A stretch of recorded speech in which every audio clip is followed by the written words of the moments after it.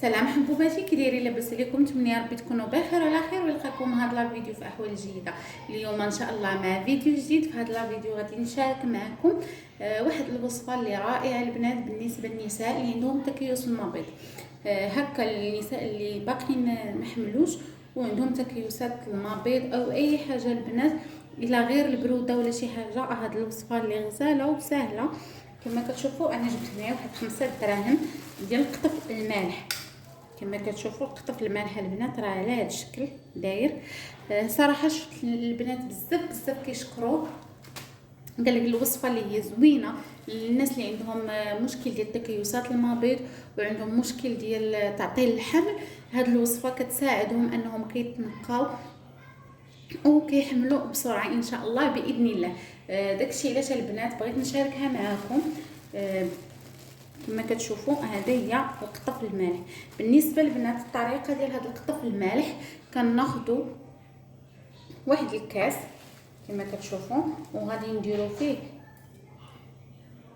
هكا ورقات ديال هذا القطف المالح على هذا الشكل. ما نكثروش البنات.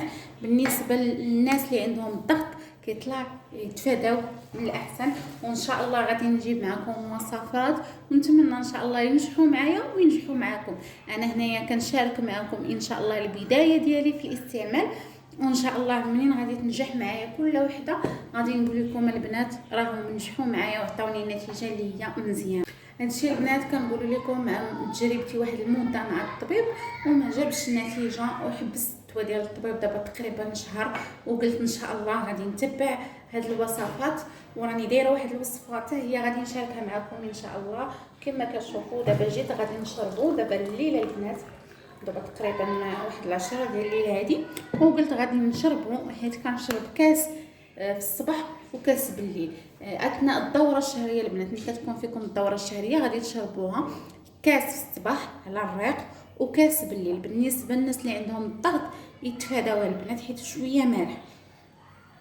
وغادي نخليها البنات هكا حتى يطلق ليا وتيبرد ليا هذا الماء، حيت درت البنات الماء مغلي، درت كاس ديال الماء مغلي تيطلق ليا على خاطرو وغادي نصفيه ونشرب الكويس ديالي.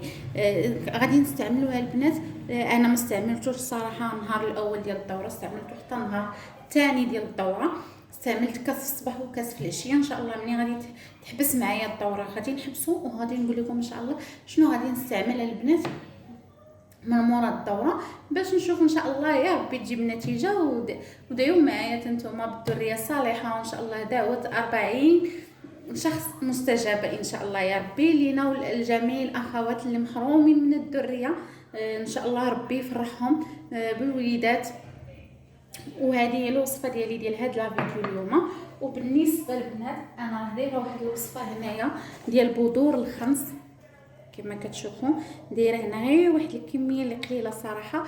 علاش قلت غادي ندير غير واحد الكميه اللي قليله نجربها ونشوف ان شاء الله، حيت صراحه جاوني هاد البذور الخمس قاصحين بغيت نشاركو معكم. هاد البذور الخمس غادي نشاركهم معكم، علاش لا؟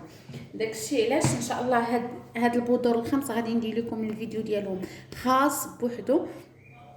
دابا درت لكم البنات الفيديو ديال القطف، واللي عندها البنات شي فكره على القطف واش كاينين اخوات اللي حملوا به شاركونا التجارب ديالكم في التعاليق. غادي نخلي تعاليق مفتوحه لكم تشاركونا التجربه ديالكم في التعاليق.